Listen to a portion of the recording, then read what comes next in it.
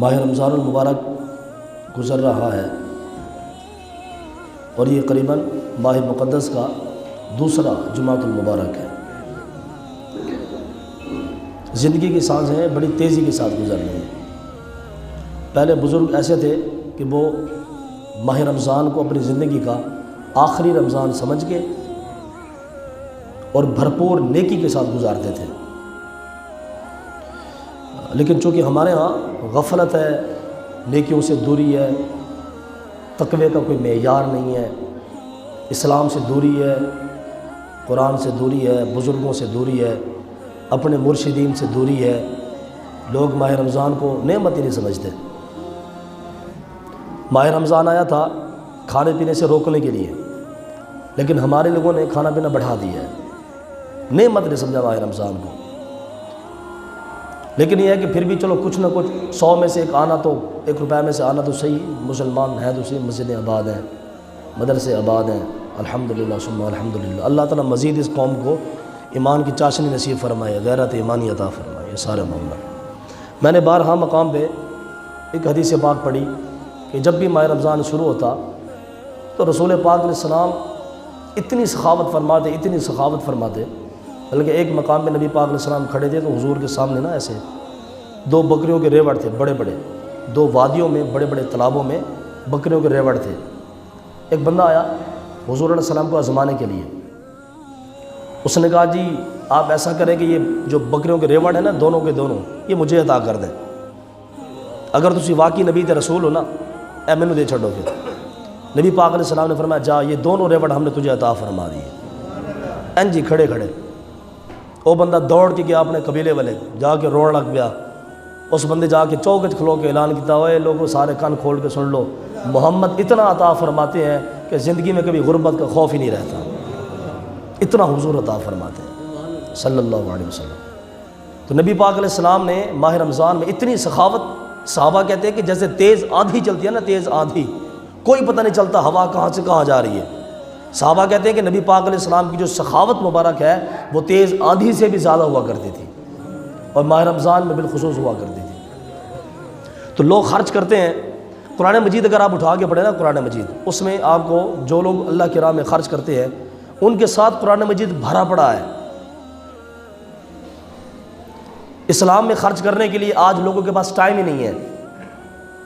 لوگ جب سمجھتے ہیں نا کہ یار تھوڑا خرچہ کنٹرول کرنا چاہیے، مہنگائی بہت ہے، تو پہلے وہ مسجد کے پیسے بند کرتے ہیں کہ جو ہم 150 جا کے مسجد میں دیتے ہیں نا، پہلے یہ بند کرو، اس سے خرچہ کنٹرول ہو جائے گا، اس کے بعد پھر جو ہے وہ تھوڑا راشن میں کمی لاؤ۔ تو لوگ مسجدوں سے مدرسوں سے اتنا دور ہو گئے کہ اب مسجدیں چندوں پہ چلائی جا رہی ہیں، حالانکہ میں یہ سمجھتا ہوں کہ یہ اللہ کے گھر کی توہین ہے۔ آپ کے ملک پاکستان میں وابٹا والوں کی بجلیاں فری ہیں، جنرلوں کی، کرنلوں کی، بریگیڈیئروں کی، وزیر و مشیروں کی، سب کی بجلی فری ہے، لیکن جو اللہ کے گھر ہیں وہ چندوں پہ چلائے جا رہے ہیں۔ اور اس سے بڑی ستم ظریفی ہے، جہاں تک میری معلومات ہے کہ پاکستان میں جتنے بھی گرجے گھر ہیں، ہندوؤں کے گردوارے ہیں، ان کی بجلی بھی فری ہے۔ تو لیکن ہمارے ہاں کیا ہے کہ مدرسوں کی طرف توجہ نہیں ہے، حالانکہ نبی پاک علیہ السلام کی پوری زندگی اسی طلباء پر گزری ہے۔ نبی پاک علیہ السلام نے مسجد کے ساتھ ہی مدرسہ بنایا جس کو صفا کہتے ہیں۔ تو مدرسے پر نبی پاک علیہ السلام نے صحابہ کی ڈیوٹی لگائی، فرمایا دیکھو بھئی جو تم کھاؤ گے وہی چیزیں ان کو بھی کھلانی ہے۔ تو جن صحابہ کرام کے باغ تھے تو وہ جب کھجور توڑتے تو کھجور کے بڑے بڑے گوشے خوبصورت قسم کے وہ توڑ کے مدرسے لاتے، آ کے مدرسے کے طلباء کو کھلاتے۔ یہ چیز ہماری زندگی سے بالکل ختم، قطعاً ختم۔ اور معذرت کے ساتھ میں آپ کو اگر کہوں نا کہ آج ہمارے ہاں صلاح الدین ایوبی کیوں نہیں پڑھا، یہ صلاح الدین ایوبی بھی حضور غوث اعظم کے مدرسے میں پڑھا ہوا بندہ تھا، سمجھ رہے ہو نا؟ ہاں، یہ جو بڑے بڑے جڑے لوگ گزرے نا، جڑے لوگ، بڑے بڑے جڑے لوگ، ان کا تعلق تھا مدرسے کے ساتھ، علماء کے ساتھ، صوفیاء کے ساتھ۔ یہ جو سلطنت عثمانیہ گزری ہے جس میں یہ عثمان تھا، یہ ہر کام اپنے پیر سے پوچھ کے کیا کرتا تھا، ہر کام۔ ایک مرتبہ یہ خیمے میں سویا ہوا تھا تو یہ انجانے میں نا قرآن مجید اس کے پاؤں کی طرف رکھا ہوا تھا۔ اس کو کافی دیر کے بعد پتہ چلا کہ یار وہ قرآن تو میرے پیروں کی سائڈ تے رکھا سی۔ یہ بندہ اٹھا، اس نے قرآن مجید کو اٹھا کے پوری رات اس کو سر پہ رکھ کے کھڑا رہا، اللہ کی بارگاہ میں توبہ کرتا رہا، یا اللہ مجھے معاف فرما دے، مجھے پتہ نہیں تھا۔ اللہ تعالیٰ نے اس کی نسل کو پھر 700 سال حکومت عطا فرمائی۔ حضرت صاحب ان کا تعلق تھا مسجدوں کے ساتھ، مدرسوں کے ساتھ، صوفیاء کے ساتھ، علماء کے ساتھ۔ آج ہمارا تعلق بالکل نہیں ہے، قطعاً طور پہ نہیں ہے۔ جا کے دیکھیں مدرسے، جا کے دیکھیں ویران پڑے ہوئے ہیں بالکل۔ بچے بیچارے اتنے پرانے کپڑے پہن کے بیٹھے ہوتے ہیں جیسے لگتا ہے کہ یہ لوگ لاوارث ہیں۔ لوگ ان بچوں کو دیکھ کے سمجھتے ہیں کہ شاید دین ہے ہی کنگال، معاذ اللہ۔ تو پہلے ہمارے کچھ پیچھے چلے جائیں نا، کچھ پرانے دور میں چلے جائیں تو مدرسوں کی زمین ہوا کرتی تھی، مسجدوں کی زمین ہوا کرتی تھی، شاید اب بھی ہوگی کسی مسجد کی۔ لوگ مسجد کو محتاج نہیں بناتے تھے، اللہ کی راہ میں خرچ کرتے تھے۔ اور قرآن مجید میں کیسی آیات کریمہ ہیں، نبی پاک علیہ السلام کی کیسی احادیث کریمہ ہیں۔ رسول پاک علیہ السلام کی حدیث پاک ہے، نبی پاک علیہ السلام نے فرمایا جو لوگ اللہ کی راہ میں خرچ نہیں کرتے، حضور علیہ السلام نے فرمایا کہ لا یؤدی زکوٰۃ مالہ الا جعل اللہ یوم القیامہ فی عنقہ شجاعا ثم قرأ علینا مصداقہ من کتاب اللہ۔ نبی پاک علیہ السلام نے فرمایا جو بندے اپنے مال کو اللہ کی راہ میں خرچ نہیں کرتے، اللہ تعالیٰ قیامت کے دن اس مال کو جو وہ جمع کر رہے ہیں، اللہ تعالیٰ اس مال کو بہت بڑا سانپ بنا کے اس کے گلے میں ڈال دے گا۔ اور آگے نبی پاک علیہ السلام نے آیہ کریمہ ارشاد فرمائی، فرمایا وَلَا يَحْسَبَنَّ الَّذِينَ يَبْخَلُونَ بِمَا آتَاهُمُ اللَّهُ مِنْ فَضْلِهِ هُوَ خَيْرٌ لَهُمْ بَلْ هُوَ شَرٌّ لَهُمْ۔ نبی علیہ السلام نے فرمایا کہ لوگوں، اللہ فرماتا ہے کہ میرے بندے جو میں نے تجھے مال عطا کیا ہے نا، تو سمجھ رہا ہے کہ میری کامیابی ہے، میری زندگی تو بڑے سکون میں، ہوا خیر لہم بل ہوا شر لہم۔ اللہ فرماتے کہ نہیں یہ مال تو تیرے لیے بہت بڑی آزمائش ہے، تو سمجھ رہا ہے کہ خیر ہے، اچھی نوکری ہے، اچھی جاب ہے، بچے بھی بالکل سیٹ ہیں، گھر کے معاملات بھی VIP ہیں۔ اللہ فرما رہا ہے نہیں بل ہوا شر لہم، اگر یہ تو نے مال حرام طریقے سے کمایا تو بڑی آزمائش ہے، اللہ کی راہ میں خرچ نہیں کیا۔ آگے رسول پاک علیہ السلام نے ارشاد فرمایا، آج کا جو میرا موضوع ہے وہ مطلب جو لوگ صدقہ فطر دیتے ہیں نا رمضان میں، ان کے حوالے سے بھی اللہ کی راہ میں خرچ کرنا چاہیے۔ اور چونکہ یہ میں نے کرنا تھا آخری جمعے پہ، تو پھر آخری جمعے پہ آپ کو معلوم ہے کہ آپ جس کی امداد کریں گے وہ بیچارہ کیا کرے گا، کپڑے کہاں سے لائے گا؟ آخری جمعے وہ کپڑے چلو خرید بھی لے تو سلوائے گا کہاں سے؟ تو میں نے چاہا کہ میں آج ہی آپ کو بتا دوں کہ اگر آپ نے کسی کی امداد کرنی تو ابھی سے کریں آپ، تاکہ وہ بندہ جو ہے وہ گھر کا راشن لے سکے، ماہ رمضان کے روزے رکھ سکے، اگر کچھ بچے ہیں تو وہ جناب کچھ کھا پی سکیں، جو طلباء بچے ہیں ان کے کپڑے آ سکے، یہ سارے معاملات ہیں۔ تو نبی پاک علیہ السلام نے فرمایا کہ جس بندے کے پاس سونا چاندی ہوتا ہے لا یؤدی منها حقها الا اذا كان يوم القیامت صفحت له صفائح من نار، نبی پاک علیہ السلام نے فرمایا کہ جس بندے کے پاس مال ہے اور وہ خرچ نہیں کرتا، تو رسول اللہ علیہ السلام نے فرمایا جب یہ بندہ آئے گا نا، اس مال کو آگ کی طرح تبا کے پھر اس آگ کو جہنم میں تبایا جائے گا۔ تو نبی علیہ السلام نے فرمایا پھر اس آگ کے ساتھ اس بندے کے چہرے کو داغا جائے گا، اس بندے کے پہلوؤں کو داغا جائے گا، اس بندے کی پیٹھ کو داغا جائے گا، اس مال کے ساتھ جو وہ اللہ کی راہ میں خرچ نہیں کرتا۔ وہ جو اقبال نے کہا نا، تو بچا بچا کے نہ رکھ اسے، تیرا آئینہ ہے وہ آئینہ کہ شکستہ ہو تو عزیز تر ہے نگاہ آئینہ ساز میں۔ اقبال نے کہا کہ اپنے مال کو چھپا کے نہ رکھ، اللہ کی بارگاہ میں خرچ کر، اللہ کی راہ میں استعمال کر۔ اگر آپ صحابہ کرام کی زندگیاں پڑھیں نا کہ صحابہ کرام نے کیسے مال استعمال کیا، اللہ کی بارگاہ میں کیسے مال خرچ کیا، تو آپ حیران ہو جائیں گے کہ یار یہ صحابہ کرام اتنا بڑا جذبہ اللہ کی راہ میں مال خرچ کرنے کا۔ اور قرآن مجید کی آیت کریمہ اللہ تعالیٰ فرماتا ہے، فرمایا وَأَنفِقُوا مِمَّا رَزَقْنَاكُم مِّن قَبْلِ أَن يَأْتِيَ أَحَدَكُمُ الْمَوْتُ فَيَقُولَ رَبِّ لَوْلَا أَخَّرْتَنِي إِلَىٰ أَجَلٍ قَرِيبٍ فَأَصَّدَّقَ وَأَكُن مِّنَ الصَّالِحِينَ۔ اللہ فرما رہا ہے کہ جب انسان مرنے لگتا ہے نا تو وہ عرض کرے گا یا اللہ تو مجھے تھوڑی سی مہلت دے دے، تھوڑی سی، تاکہ میں تیری بارگاہ میں مال خرچ کر سکوں، تیری بارگاہ میں مال لوٹا سکوں۔ اخرتنی الی اجل قریب فاصدق واکن من الصالحین، یا اللہ میں سارا مال خرچ کر داں گا۔ لیکن آگے اللہ تعالیٰ کا کیا فرماتا ہے، ولن یؤخر اللہ نفسا، اللہ فرماتے ہیں کہ میں اس وقت بندے کو وہ توفیق نہیں دوں گا مال خرچ کرنے کی۔ اگر مال خرچ کرنا ہے تو ابھی سے خرچ کریں، اپنی زندگی میں خرچ کریں، صحت میں خرچ کریں۔ اور مرنے کے ٹائم تو لوگ اپنی ساری زمین مدرسے کے نام لگا جاتے ہیں، مرنے کے ٹائم تو وصیت کرتے ہیں کہ بیٹا میرے نام کے 20 قرآن مجید رکھوا دینا۔ سرکار نے کی وہ جو صحت میں کی جائے، جوانی میں کی جائے اور حالت زندگی میں کی جائے۔ تو اللہ تعالیٰ فرماتا ہے کہ جو لوگ مرنے لگتے ہیں تو پھر وہ عرض کریں گے یا اللہ تھوڑی سی مہلت دے دے، تھوڑی سی، لولا اخرتنی الی اجل قریب، یا اللہ تھوڑی سی مہلت دے دے، فاصدق واکن من الصالحین، میں تیری بارگاہ سجدہ کرنا صدقہ کرنا چاہتا۔ اللہ فرماتا ہے نہیں، اس بندے نے مہلت نہیں ملے گی۔ اس لیے جس بندے نے بھی اللہ کی بارگاہ میں مال خرچ کرنا ابھی سے خرچ کرے۔ اللہ اللہ اللہ۔ آگے حضرت مولا کائنات رضی اللہ تعالیٰ عنہ فرماتے ہیں، اصل میں نا اب یہ بھی بہت بڑا مسئلہ ہے کہ جناب زکوٰۃ کس کو دیں، صدقات کس کو دیں. ہمارے ہاں تو جناب سیزن ہے نا بھکاریوں کا سیزن، لوگ بڑے نکل آتے ہیں، اچھے خاصے ہوتے ہیں، لیکن پھر بھی مانگنے کی ان کی عادت ہوتی ہے، لوگ مانگنے کے لیے لگ جاتے ہیں. ایک بندہ نا میدان عرفات میں مانگ رہا تھا، سوال کر رہا تھا. حضرت علی وہاں پہ موجود تھے. وعن علی انہ سمع یوم عرفہ رجلا یسأل الناس فقال ان هذا یوم وفی هذا المکان تسأل من غیر اللہ. حضرت مولا کائنات نے جب عرفات کے مقام میں دیکھا نا ایک بندہ مانگ رہا ہے تو آپ نے اس کو پکڑ لیا. فرمایا تو یہ عرفات کے مقام میں اللہ کو چھوڑ کے کسی اور سے مانگتا ہے؟ تو پھر مولا کائنات نے کیا کیا؟ فخفقہ بالدرۃ. حضرت مولا کائنات نے اس بندے کو کوڑے لگائے. فرمایا جب تو عرفات کے مقام میں کھڑا ہے، سب سے افضل دین ہے، اور تو یہاں پہ کھڑا ہو کے جناب غیر اللہ سے مانگ رہا ہے. مولا کائنات نے فرمایا کہ تو اللہ کے گھر میں کھڑا ہو کے، حرم میں کھڑا ہو کے تو اللہ کے ذات سے مانگ، لوگوں سے تو کیوں مانگتا ہے؟ تو ہمارے ہاں چونکہ جو پیشہ ور خطیب ہے، پیشہ ور جو بھکاری ہیں، ان کو بھی تھوڑی سی احتیاط کرنی چاہیے کہ یار اگر میرے گھر میں آٹا موجود ہے تو جو مستحق لوگ آٹا لے رہے ہیں میں ان سے کیوں جا کے آٹا لوں؟ تو یہ بہت بڑی بری بات ہے. رسول پاک علیہ السلام نے فرمایا کہ جو لوگ اچھے خاصے ہونے کے باوجود بھی مانگتے ہیں، جب یہ میدان معاشر میں آئیں گے ان کے جسم پہ گوشت نہیں ہوگا، یہ سارا ہڈیوں کا جناب یہ ڈھانچہ بن کے آئیں گے. ان کی یہ سزا ہوگی کہ یہ دھتکارے ہوئے لوگوں میں سے قیامت کے دن شامل ہو کے آئیں گے. جن لوگوں کو اللہ نے مال دیا ہے تو وہ اپنا مال اچھے طریقے سے استعمال کرے، اللہ کی بارگاہ میں خیرات کرے. آگے نبی پاک علیہ السلام نے ارشاد فرمایا، بڑی پیاری حدیث پاک ہے. اصل میں نا یہ حدیث پاک جب میں بیان کرتا ہوں تو لوگ بڑے خوش قصے ہو جاتے ہیں، وہ سمجھتے ہیں کہ یار پتہ نہیں یہ کوئی لیلا مجنوں کے قصے کار صاحب سنا رہے تو ساڑھا اندر کوئی تعلق نہیں ہے. او بھئی ہمارے رسول کی باتیں ہیں، یہ رسول اللہ کی باتیں ہیں کہ جس کے بارے میں اللہ نے فرمایا کہ لقد کان لکم فی رسول اللہ اسوۃ حسنہ. فرمایا کہ لوگوں اگر تمہیں زندگی گزارنی ہے تو میرے مصطفیٰ کی طرح زندگی گزارو. جب ہم رسول اللہ کی حدیث توجہ کے ساتھ نہیں سنیں گے تو زندگی وہاں پہ کیسے گزاریں گے؟ یہی وجہ ہے کہ نبی پاک علیہ السلام نے ارشاد فرمایا صلو رأیتمونی کما اصلی. نبی علیہ السلام نے فرمایا کہ لوگوں تم نماز ویسے پڑھو جیسے میں محمد نماز پڑھ رہا ہوں.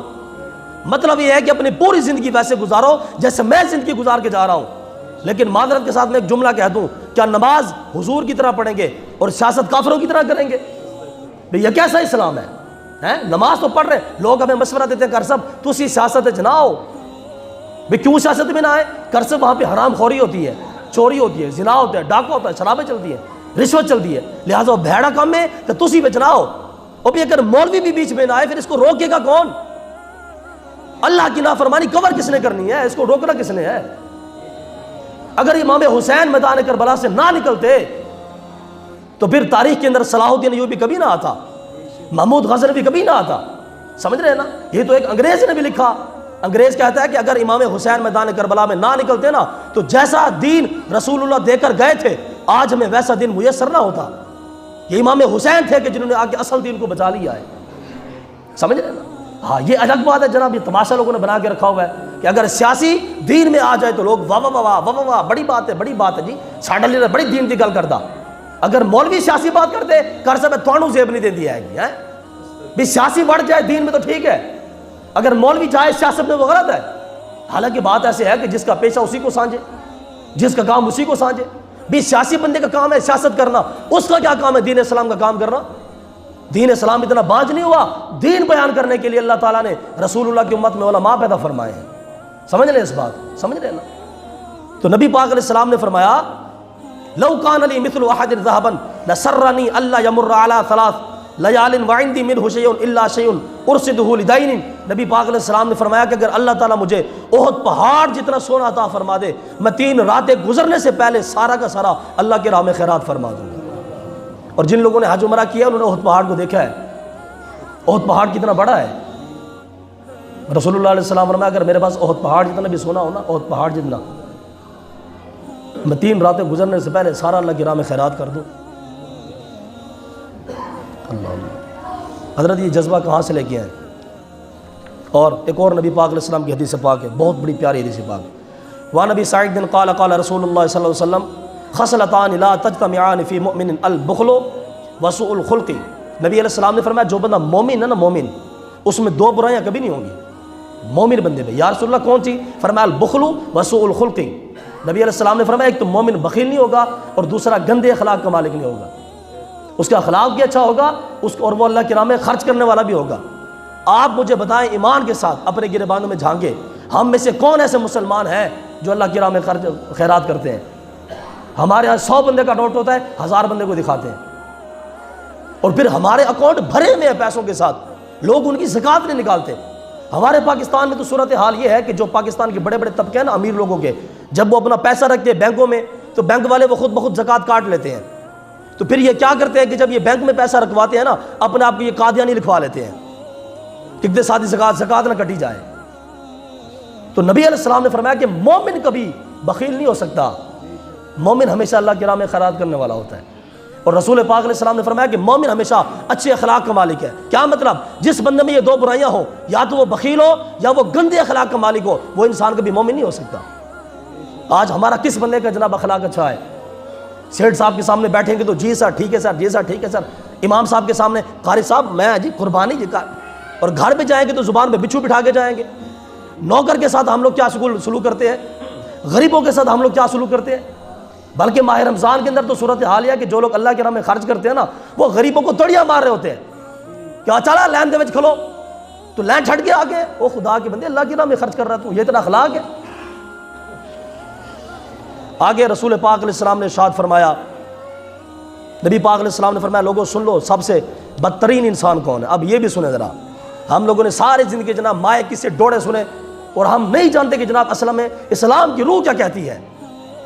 نبی علیہ السلام نے فرمایا، حضرت ابن عباس سے مروی ہے، آپ فرماتے قال النبی صلی اللہ علیہ وسلم الا اخبرکم بشر الناس منزلا قیل نعم یا رسول اللہ۔ نبی علیہ السلام نے فرمایا لوگو کیا میں تمہیں نہ بتاؤں کہ سب تو گندہ ترین انسان کون ہے، سب سے خبیث ترین انسان کون ہے؟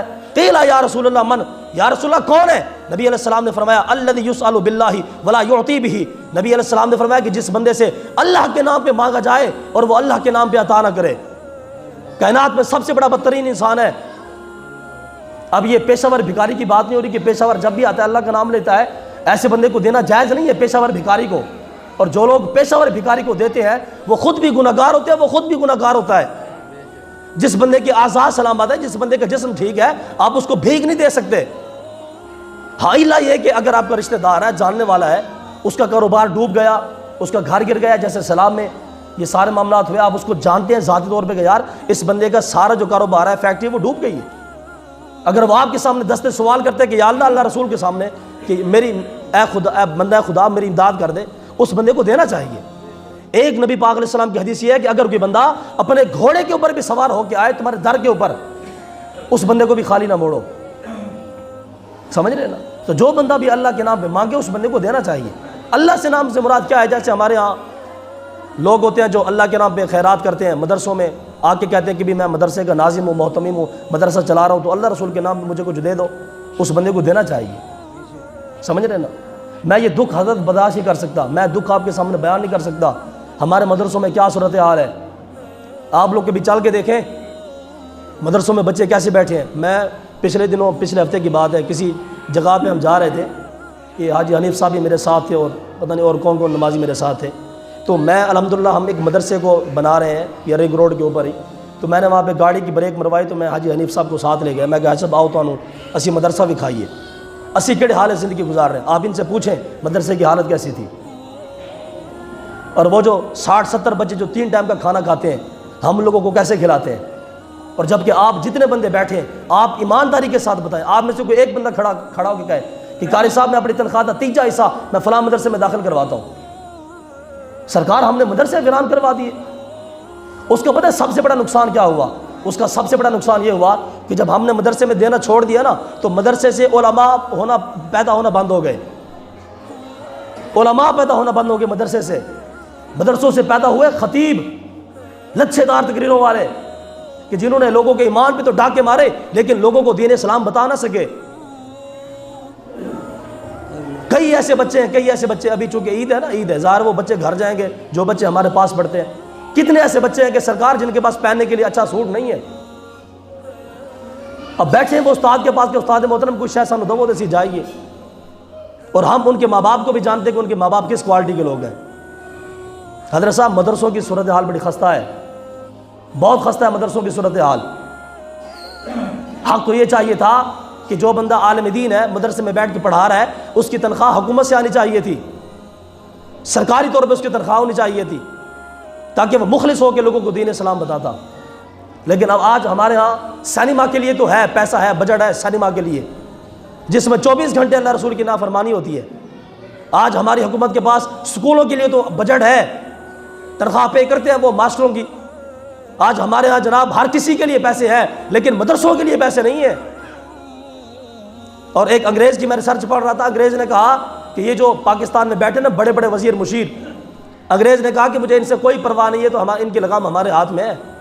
انگریز نے کہا کہ جو مدرسے میں بیٹھ کے چٹائی کے اوپر بیٹھ کے بچہ اللہ رسول کا دین پڑھ رہا ہے، انگریز نے کہا کہ ہمیں اس بچے سے خطرہ ہوتا ہے، اے بچہ ساڑھے نظام کو خراب کرے گا۔ حضور والا آپ چلے تو صحیح مدرسے میں، دیکھیں تو صحیح ہم لوگ کیسے نظام چلا رہے ہیں۔ اور ہمارے ہاں لوگ کیا کرتے ہیں جناب، کتوں کی لڑائی کے اوپر لاکھوں روپے لٹا دیتے ہیں، شادی کے اوپر خسروں کو بلا کے کروڑوں روپے برباد کر دیتے ہیں، میچ کے اوپر کروڑوں روپے لگا دیتے ہیں، لیکن اللہ کے دین میں خرچ نہیں کریں گے۔ ہمارے لوگ جو جمعے پہ آتے ہیں نا، مطلب آپ بھی ہیں جو بھی آتے ہیں جمعہ کے اوپر، جب بھی مسجد کے چندے میں دیتے ہیں نا کوئی 5 10 20 روپے جو بھی، 10 روپے کے نوٹ کو 20 مرتبہ تھوک لگاتے ہیں کہ 10 کے نوٹ کہیں 2 نہ چلے جائیں۔ وہ خدا کے بندے 10 20 کے نوٹ تو بچے نہیں لیتے گھر میں۔ آپ مجھے بتاؤ کہ آپ، حالانکہ ہمارے یہاں تو ماشاءاللہ مجمع کافی ہوتا ہے نا، کم از کم ہمارے یہاں کو 20 25 ہزار روپے مسجد کا چندہ ہونا چاہیے، لیکن 1500 2000 روپے سارا مسجد کا چندہ ہوتا ہے، امام صاحب کی تنخواہ پوری نہیں ہوتی۔ اور جب امام صاحب کی تنخواہ نہیں پوری ہوتی پھر کمیٹی والے قاری صاحب کو آنکھیں دکھاتے ہیں، قاری صاحب گل نہیں کرنی زیادہ، تھوڑی تنخواہ سنو پہلے ہی بڑی مشکل ہے۔ میں جنرل بات کر رہا ہوں، ویسے جو صورتحال ہمارے یہاں چل رہی ہے تو اصل میں یہ ہے میرے دوستوں بزرگوں بھائیوں، میں آپ بتاؤ میرے پاس حدیثیں درجنوں حدیثیں ہیں، درجنوں حدیثیں۔ اگر ہمارے پاکستان میں صرف زرداری صاحب اپنے مال کی زکوٰۃ نکال لینا، صرف زرداری صاحب پورے پاکستان کا قرضہ اتر سکتا ہے۔ اگر میاں نواز شریف صاحب یا ہمارے خان صاحب اگر اپنے مال میں سے صرف صدقہ فطر ہی دے دیں، صدقہ فطر صرف صدقہ فطر دے دیں تو پورے کے پورے شہر آباد ہو سکتے ہیں۔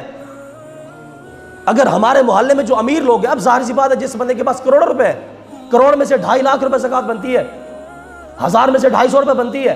اب جس بندے کے پاس 1 کروڑ ہو، 2.5 لاکھ وہ زکوٰۃ دے، محلے کے لوگ ٹھیک ہو سکتے ہیں کہ نہیں ہو سکتے؟ کتنے غریب ٹھیک ہو جائیں گے؟ لیکن لوگ زکوٰۃ نہیں دیتے، اللہ کی راہ میں خیرات نہیں کرتے۔ اور ایک چھوٹا سا واقعہ آپ کی روح تازہ ہو جائے گی۔ کفل نامی ایک بندہ تھا، کفل نامی بہت بڑا زانی تھا۔ اس کے بعد ایک عورت آئی نا مجبوری کی وجہ سے زنا کروانے کے لیے، تو جب وہ زنا کا ٹائم ہوا تو عورت بیچاری رونے لگ پڑی۔ کفل نے کہا کہ کیا ہوا، رو کیوں رہی ہے، پیسے دینے ہیں، رو کیوں رہی ہے؟ اس نے کہا کہ کفل میرے بچے گھر میں بھوکے بیٹھے ہوئے ہیں، ان کی بھوک مجھے یہاں پہ اٹھا کے لے آئی ہے، وگرنہ میں تیرے پاس کبھی نہ آتی۔ کفل نے کہا کہ میں نے جتنے تجھے پیسے دینے تھے نا، یہ پکڑ پیسے اور جا، میں نے تجھے اللہ کی رضا کے لیے ویسے پیسے دے دیے۔ کفل بہت بڑا زانی تھا، اس نے پوری زندگی زنا کی ہے۔ اسی رات اس کا وصال ہو گیا، مر گیا، اس کی روح پرواز ہوگی۔ ہر بندہ جانتا تھا کہ کفل بہت بڑا زانی ہے۔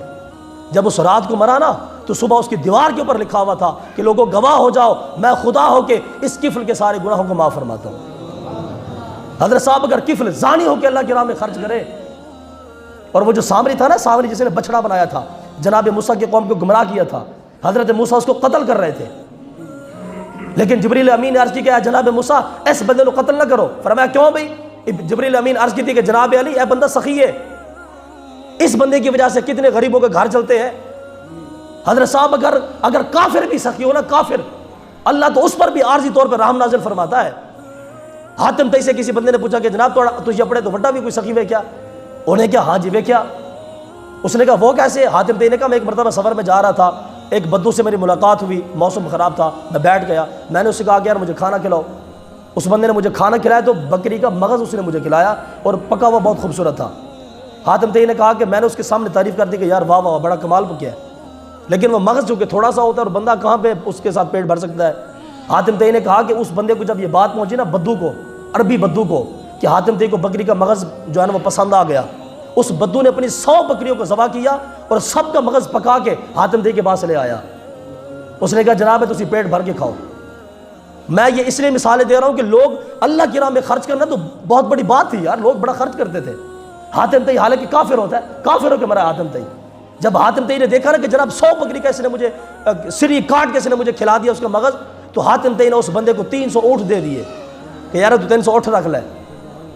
اور آپ دیکھیں حضرت صاحب غزوہ تبوک کے موقع پہ دیکھیں جناب سیدنا صدیق اکبر جب نبی پاک علیہ السلام نے صحابہ میں اعلان فرمایا، فرمایا صحابہ آج تمہارے مالوں کی اسلام کو ضرورت ہے، تو صحابہ کرام نے پھر جناب کیسے اپنی مالوں کا نذرانہ پیش کیا؟ جناب صدیق اکبر اپنا سب کچھ اٹھا کے لے آئے، حتیٰ کہ اپنے جسم کے کپڑے بھی اتار کے لے آئے اور نبی پاک علیہ السلام کی آگ کے بارگاہ میں رکھ دیا، اور ٹاٹ کا لباس پہنا ہوا تھا، ٹاٹ کا لباس۔ اللہ تعالیٰ کو اتنی ادا پسند آئی صدیق اکبر کی، اللہ نے جبریل امین کو حکم دیا، فرمایا جبرائیل یہ صدیق کی ادا مجھے اتنی پسند آ گئی ہے کہ صدیق نے ٹاٹ کا لباس پہنا، لہذا تو بھی ٹاٹ کا لباس پہن کے حضور کی بارگاہ میں جا۔ اور نبی علیہ السلام نے پوچھا، فرمایا ماں آپ خیتلی حالکہ، اے ابوبکر صدیق گھر والوں کے لیے کیا چھوڑ کے آیا؟ تو صدیق اکبر نے کیسے کمال کا جواب دیا، اب قیت لہم اللہ و رسولہ، عرض کی یا رسول اللہ میں گھر کے اندر اللہ بھی چھوڑ کے آیا ہوں، اس کا رسول بھی چھوڑ کے آیا ہوں، اور میں سارا مال آپ کی بارگاہ میں لے کے آیا ہوں۔ اور وہ جو اقبال نے کہا تھا اتنے میں رفیق نبوت بھی آ گیا، وہ کہ جس سے عشق و محبت کی بنا استوار، بولے حضور کے فکر عیال بھی چاہیے، کہنے لگا وہ عشق و محبت کا رازدار، پروانے کو چراغ بلبل کو پھول بس، صدیق کے لیے ہے خدا کا رسول بس۔ حضرت صاحب صحابہ نے تو ایسے خرچ کیا، اس لیے مہربانی فرمائے، میں آخر میں یہ ریکویسٹ کرنا چاہتا ہوں، چونکہ ابھی کافی سارے لوگوں نے نا اپنا فطرانہ نکالنا ہے اور صدقہ فطر وہ ادا کرنا ہے، اور یہ ہر مسلمان کے اوپر لازم ہے، بچے ہیں، بوڑھے ہیں، عورت ہیں، مرد ہے، جو بھی ہے، سب نے صدقہ فطر دینا ہوتا ہے، ٹھیک ہے نا؟ اس لیے مہربانی فرمائے جو صدقہ فطر ہے نا اپنا مدرسوں میں جمع کروائیں، مدرسوں میں۔ آپ اگر اپنے رشتہ داروں کی خدمت کرتے ہیں یہ بہت بڑا ثواب ہے، آپ اس کو ذمہ داری سمجھیں، یہ آپ پر شرعی طور پر لازم ہے، رشتہ داروں غریب کی امداد کرنا شرعی طور پر۔ یہ ضروری نہیں کہ آپ جناب صدقے کا 200 روپے آپ جا کے رشتہ دار کو دیں، جیسا کہ میں نے گزارش کی کہ آپ ایک بیوہ کو جانتے ہیں اور آپ ہر سال اس کو 500 روپے دیتے ہیں، یہ بیوہ کی بے عزتی ہے، بھی آپ کے اوپر حق ہے، حق للسائل والمحروم، اللہ فرماتا ہے کہ تمہاری تنخواہوں میں غریبوں کا حق ہے، اگر حق ہے تو عزت کے ساتھ پیش کریں نا۔ یہ کون سی بات ہے کہ جناب 800 روپے کی آٹے کی تھیلی ہے، اس کی تصویر دبئی تک جا رہی ہے، لوگوں کی عزت کے نفس کے ساتھ کھلواڑ کیا جاتا ہے جناب۔ اس لیے مہربانی فرمائے رشتہ داروں کو دے، میں منع نہیں کرتا۔ اب میں خود الحمدللہ ایک مدرسے کا بانی ہوں، ہم مدرسہ بنا رہے ہیں، ہماری سال کی تو 8 لاکھ روپے کی گندم استعمال ہوتی ہے، اور اس سال تو ساڑھی گندم میں چوری ہو گئی سی، سمجھ رہے ہیں نا؟ اس لیے مہربانی فرمائے، یہ ریکویسٹ ہے محبت کے ساتھ، اگر آپ قبول فرمائیں، اپنے جو آپ کی جو صدقہ و عطیات وغیرہ ہیں یہ آپ مدرسوں میں جمع کروائیں، مدرسوں میں بہت اشد ضرورت ہے۔ اگر آپ لوگ چاہتے ہیں کہ ہماری نسلوں کا ایمان بچ جائے نا تو آپ مدرسوں کو مضبوط کریں، جب مدرسے مضبوط ہوں گے تو پھر علماء پیدا ہوں گے، جب علماء پیدا ہوں گے نا تو ان خطیبوں سے، پیشہ ورہ خطیبوں سے ہماری جان چھوٹ جائے گی۔ حضور والا ہمارے ہاں تو صورتحال مسجدوں کی یہ ہے کہ ایک امام صاحب نے 60 سال مسجد میں گزار دیے لیکن نمازی کو وضو کرنے کا طریقہ بھی نہیں آتا، اس لیے کہ وہ مولوی نہیں، وہ پیشہ ور خطیب ہوتا ہے، پیشہ ور خطیب۔ بعض لوگ مداری ہوتے ہیں، مداری جو خطیب بن جاتے ہیں، عالم دین کی صورت کو ڈھانپ لیتے ہیں، وہ پھر عوام کا بیڑا غرق کرتے ہیں، اس لیے کہ ہم لوگوں نے مدرسوں کو لاوارث چھوڑ دیا۔ اس لیے میرے بھائیوں یاد رکھ، یہ کام تو ویسے سارے حکومت کے تھے لیکن کیا کریں، وہ جو کبھی ساکی نے کہا تھا کہ نظام میں قدا ہی بگڑا ہے ساکی، جام اسی کو ملتا ہے جس کو پینے کا سلیقہ نہیں، کہاں پہ جائیں جا کے شکوہ کریں۔ اور وہ جو واصف نے کہا تھا کہ بنے ہیں اہل ہوس مدعی بھی منصف بھی، کس سے وکیل کرے کس سے منصفی چاہے۔ حضرت صاحب یہ نظام بالکل بگڑا ہوا ہے، نظام بالکل ختم ہے، اس لیے آپ لوگ اگر امداد فرمائیں گے تو یہ ہمارے مدارس کے نظام چلیں گے، ٹھیک ہے نا؟ اس لیے مہربانی فرمائیں مدرسوں کو تعلق دے، مدرسوں کے ساتھ اپنا ساتھ جوڑیں، اگر کسی بندے کو کوئی رسید وغیرہ چاہیے تو ہم انشاءاللہ وہ بھی پیش کریں گے، لہٰذا آپ ہمارے سے رابطہ تو کریں کہ قاری صاحب آپ مدرسے چلا رہے ہیں، کیسے کوئی امداد کی ضرورت ہے تو بتائیں ہمیں۔ رسول اللہ کے مہمان، سرکار رسول اللہ کے مہمان مدرسوں میں ہفتہ ہفتہ دال کھاتے ہیں، اور یہاں پہ ہمارے لوگ جو شادی کرتے ہیں، جو لوگ شادیوں پہ پیسہ جناب وہ بہاتے ہیں، پانی سے بھی زیادہ شادی پر بہاتے ہیں وہ پیسہ، اور ان لوگوں کو کوئی فکر نہیں ہوتی کہ یہ مدرسوں کے نظام کیسے چل رہے ہیں۔ اور جب ہمارے ہاں کمیٹی والے کسی عالم دین کو سلیکٹ کرتے ہیں نا، پھر پتہ کیا ہوتا ہے، اے ٹھیک ہے، اے ٹھیک نہیں، اے ٹھیک، اے ٹھیک نہیں، وہ بھی آپ خود کو تو آپ کو تو استنجا کرنے کا طریقہ نہیں ہے، آپ کیسے فیصلہ کرو گے کہ مسجد کے لیے کون سا عالم دین چاہیے اور کون سا عالم دین نہیں چاہیے؟ ہمارے تعلق نہیں ہے علماء کے ساتھ، ہم ایک خطیب کے پاس جاتے ہیں، پیشہ ور مداری کے پاس جاتے ہیں کہ جناب سانو بھی کوئی مولوی دو، مولوی کا مطلب یہ ہے کہ سانو بھی کوئی مداری دو جڑا ممبر تے بیٹھ کے نچے کہ سانو لچھے دار تقریر نہ سناوے، اے نہیں کدی قوم جا کے کہے کہ جناب سانو کوئی عالم دین دو، کوئی مفتی دو جڑا ساڑی کوئی اصلاح کرے، ساڑی قوم نے ایمان بچاوے، ساڑی قوم نے دسے کہ جناب حق کیے تو باطل کیے، اے نہیں اسے کدی کہنا۔